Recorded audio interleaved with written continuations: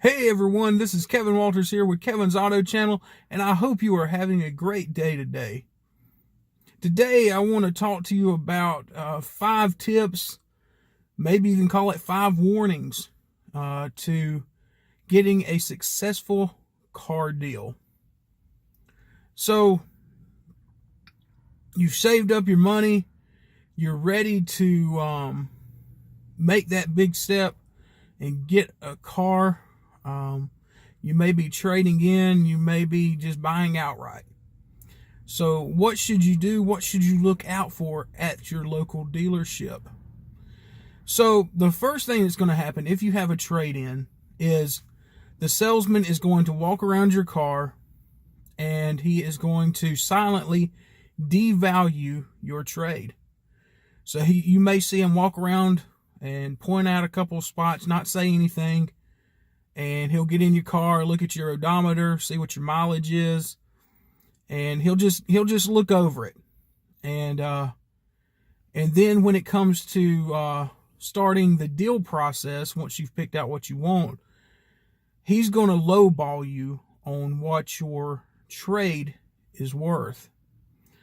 And what will happen is, if you accept that number that he gives you, because he'll tell you that's all that the car's worth, there's nothing else we can do, what will happen is he'll turn around, the dealership will, and they will sell the car for a much higher price and make a nice profit off of your old car. So salesmen make more on used car deals than new car deals, because most of the time on a new car they'll get like $100 or $200 for kickback, and the dealership will get a little bonus for selling a certain number of vehicles that month. So the salesman and the dealership make a lot more on a used car deal than a new car, so beware of that. Now, let's say you've gone through, you've talked numbers, you're starting to agree with that, and then they say, okay, we need to pull your credit and see what we're looking at as far as getting you a good rate. So if you have questionable credit, if you have a credit score of around between 600 to 650, you have questionable credit. And what they're going to try to do is they are going to try to get you to put more money down. Now, they'll tell you that will make the deal look better to banks. They will tell you that it will show the bank that you're willing to pay for the car, that they won't have to worry about you. But the matter of the fact is, some of that may be a little true, but in car business, cash is king. And they are just looking to make more profit off of you. So you don't have to put cash down, because in the end, that is just more profit for that dealership. That's money in their pocket, so to speak. So watch out if you do have questionable credit about them requiring you to put a lot of money cash down. Now, you may have to put some cash down, don't get me wrong. But if they keep trying to get you to put more and more and more cash down, then you need to start questioning what's really going on here. So that brings me to tip number 3, and that is about pulling your credit. The dealership, the salesman will tell you that pulling credit is routine and that it won't hurt your credit score. That is wrong. If you're just talking, if you're not really in a situation to buy at that moment, do not let the dealership pull your credit. because every time they pull your credit, it's called a hard hit. And every hard hit on your credit makes your score go down. So unless you're fixing to make a deal and you're ready to walk out of that dealership with the keys in your hand, don't go through getting your credit pulled. And another tip to that would be get your own financing before you go to the dealership, because many times the dealership has relationships with local banks, so they're going to shop your credit. They're going to see who can get you the best deal, the best rate for the lowest amount of money per month. And all of a sudden, you're getting all these hits on your credit. So go to a local credit union who has lower rates than banks do, and apply for your own financing and go into the dealership ready to buy with your own financing. Maybe have a little bit of money to put down to show that you're serious. I wouldn't recommend over $1,000 to put down on a car unless you've got like a bunch of money and you just want to pay a bunch of money down on it and then finance for less, then that's okay. But my advice is get your own financing before you go to the dealership. And that way you don't have to worry about them pulling your credit. You don't have to worry about the cash down gimmick. You can just go in, tell them this is what I want, talk numbers, get them down on the price, and walk out with the car. So, tip number 4 is about the price of the car that you're going to get. The Moroni sticker is what they call the MSRP, the manufacturer's suggested retail price. And that's just what it is. It's a suggestion of what you should pay for their car. Now, the price on the sticker, the Moroni sticker, is not the price that the dealership paid for that car. The dealership is buying so many cars from, if you're buying new, especially, is buying so many vehicles from the manufacturer, they're paying thousands and thousands less. I'm talking, depending on what you're getting, maybe 10 to 15,000 less than what the sticker is saying on the window. So go in with, ready to fight, because there's markup and holdback on top of that price that they're asking for. So let's say the car is, let's just use a round number. Let's say the car is $50,000. It's a higher trim level car. Let's say you're getting a Ford Mustang GT, and it's $50,000. It's got all the bells and whistles. It's got the performance pack. It's got navigation. It's fully loaded. And they're asking $50,000. That's what the sticker says on the car. Well, you can take the markup on that car is at least 7.5%. So you take that off the sticker price. Then holdback is anywhere from 3 to 5% on top of that too.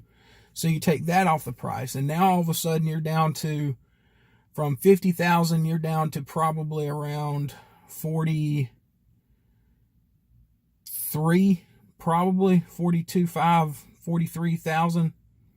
So that's $7,500, $8,000 savings right there. And plus you could probably get it for a little bit cheaper than that, because the dealership didn't pay that for it. So just always never accept the saying that we have no haggle pricing.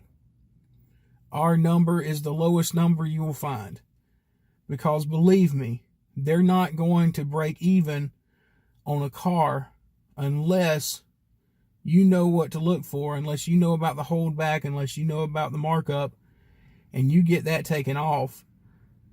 But if it's advertised at a price that this $50,000 car is only $45,000, and that's a no haggle price, they're still making money on that car if you accept that price. So I understand that dealerships, that everybody needs to make a little money. Everybody needs to make some profit, but they don't have to retire off of selling you a car. The same goes for used cars.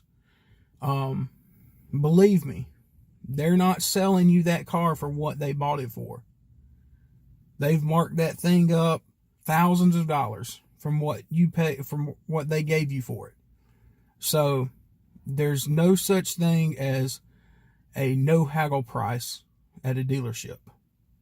Now, that was a long one. So number 5, they will try to tell you, especially if you're buying a used car, that you will be fully covered once you leave the lot.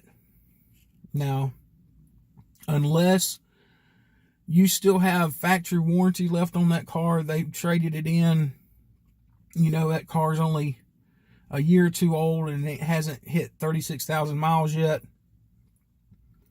If you still have factory warranty, then you're still covered by that manufacturer. But if it's sold as is, and they tell you that you're covered, buyer beware. You get what you pay for. There, in the contracts that you signed with them, a lot of dealerships have you sign contracts saying that you won't sue them, and there's a reason for that. If it doesn't have factory warranty on it, and they tell you that it's covered as soon as you drive off the lot, well, as soon as you drive off the lot, that car is yours. And especially if it's sold as is, no warranty. You may opt to buy a separate extended warranty on top of the price of the car, and that's okay.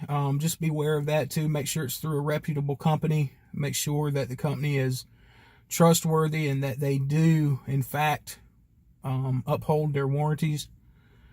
And just beware of that too. So that was 5, and I'm going to go ahead and give you a 6th tip, which is a bonus tip. I would recommend, and I know a lot of people talk against this, but I would recommend that you purchase gap insurance through the dealership. I always purchase gap insurance when I purchase a car. It just gives me peace of mind, because especially if you buy a new car, once you drive it off the lot, it'll automatically devalue 15 to 20% as soon as you drive it off the lot and you hit the main road. And that means if you drive up to the red light and somebody T-bones you and that car is totaled, then you've lost 15 to 20% right there. And what gap insurance does is your insurance company will pay what the car is worth, and then the gap insurance kicks in and pays off what you still owe after that on the car. Let's say you purchase a $30,000 car, you drive it off the lot, and it's only worth, let's say, $23,000 once you drive off the lot. So the insurance company that you're with will only pay the $23,000 that the car's worth. The gap insurance will kick in and pay the other $7,000. So that's how gap insurance works. And I think, in my opinion, it is a wise investment. It's only, every time I've bought it, it's only $795. So, and that could potentially save you thousands of dollars in the end. So that is 5, 6 warnings and tips to help you have a successful car deal the next time you are in the market for a new or used vehicle. So, I hope this video finds you well. I hope you're having a great day. And remember, there's no such thing as a no haggle price. Always fight for that bottom line. This is Kevin Walters with Kevin's Auto Channel. I'll see you in the next one.